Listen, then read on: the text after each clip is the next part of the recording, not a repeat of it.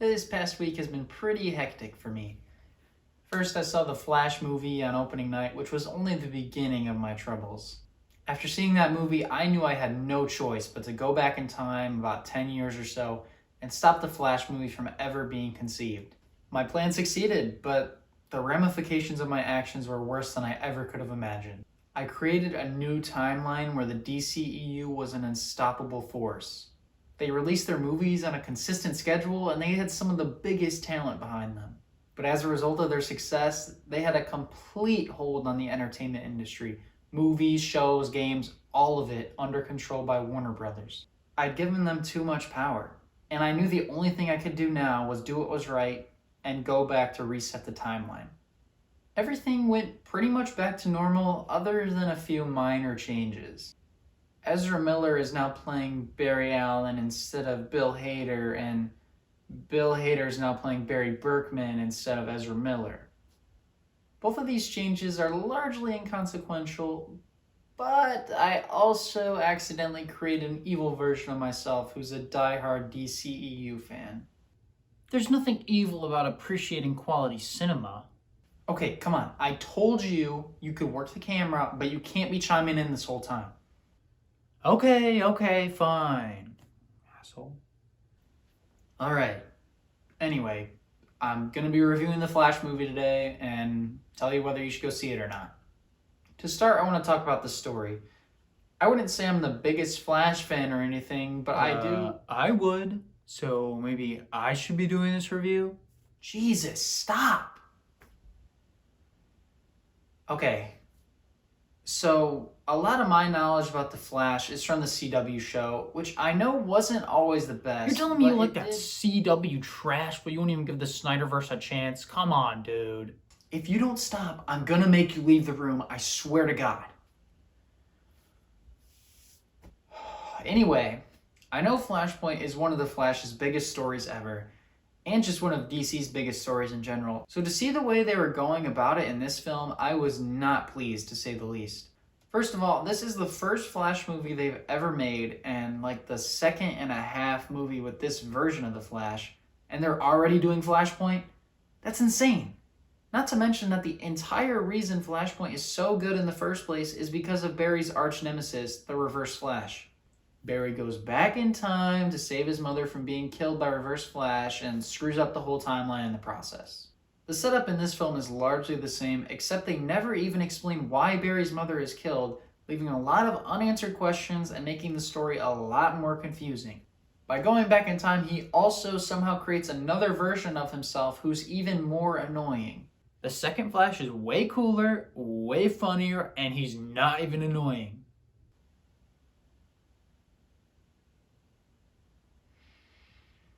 Since Ezra's first appearance as the Flash, I have not been a fan. I'm not blaming it all on them because I think a lot of it comes down to bad writing, but the majority of the jokes in this one just did not work. They either were poorly placed and killed the pacing, or they just weren't funny. Which is especially bad because there was twice as much Ezra for most of it. Other than the two Flashes, we also have new versions of Batman, Supergirl, and General Zod, who all feel very out of place. I did genuinely enjoy Michael Keaton as Batman again, mostly because of his already established presence, but also because his action scenes were the most polished. But they never go to explain why this version of Bruce looks just like Michael Keaton instead of Ben Affleck, and they never even explain if this is the same Keaton Batman from the Tim Burton movies. Supergirl and Zod are just plot devices to move the story forward and could probably be switched with any other Superman-like character with little consequence. I really just don't know what was going through their heads when they decided to make General Zod the villain of a Flash movie instead of Reverse Flash. They're just using General Zod to show how things in this universe that we've already seen would change. Now they can use Reverse Flash in the future to tell more traditional Flash stories. Bold of you to assume they're going to make more of these. What, so you'd rather the DC movies just follow the comics exactly and never do anything new? You're just a Marvel fanboy. You're not ready for the complex things they're doing in the DC universe. I'm done arguing with you. Stop interrupting me or you have to go. Look, I'm all for these movies trying new things. God knows they need to do something to keep people interested, but there is a difference between tweaking a character's origin and just being lazy with the writing, all for the sake of this extended movie universe which has already collapsed in on itself. But the worst thing about the story is that the entire plot is completely ruined by its ending. The emotional center of Flashpoint is Barry realizing he has to make the hardest decision of his life and let his mother die, even though he has the power to stop it. Even though the world has returned to normal, Barry grows as a character and a hero. But that is not what happens in this movie. The same thing happens where Barry lets his mom die to fix the timeline, but in the process he still changes the past to get his dad out of prison. Not only does this mean that all the events of this movie are completely pointless because they take place in another branch of time that doesn't even exist anymore, but it also means that all the events of this movie are completely pointless because Barry didn't even learn from his mistake and did the exact same thing again. But he barely changed anything at all. The only thing that's different is that George Clooney's playing Batman. But what's the point? Who cares which actor is playing Batman? You might not know this, but George Clooney actually played Batman before in Batman. I know Clooney played Batman. Who cares? Nothing in this movie even matters. It's just a giant circle where the main character ends up in the same place, having learned nothing and everything staying exactly the same except for goddamn George Clooney. I don't know if they're trying to set up something with all this or what, but I just don't care. This was such an unsatisfying ending and it really made me feel like I wasted my time. Not only is the story a mess, but The Flash just doesn't look like a finished movie. To start with, whenever the two Ezras are on screen together, one of them looks fresh out of the uncanny valley with noticeable effects added to the face. Then there is the action scenes using the super speed effect. At times it's easy to just accept how the speed effect looks and not let it be super distracting, but other times it's so strange looking that it pulls you out of the movie completely. The first scene with the slow-mo hospital explosion is somewhat funny, but the creepy CGI babies look so bad. And even if you can ignore how goofy Ezra's running looks, the effect to show the super speed just doesn't look the way it should.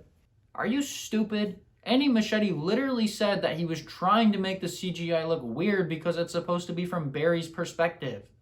I love the idea of CGI being used to help the director's vision, but this just doesn't look right. I think the main reason it doesn't work for me is that he isn't interacting with the environment while he's running. I'm not saying I want him to tear up every street he runs through, but the power of his speed should be shown in the mess that's made around him.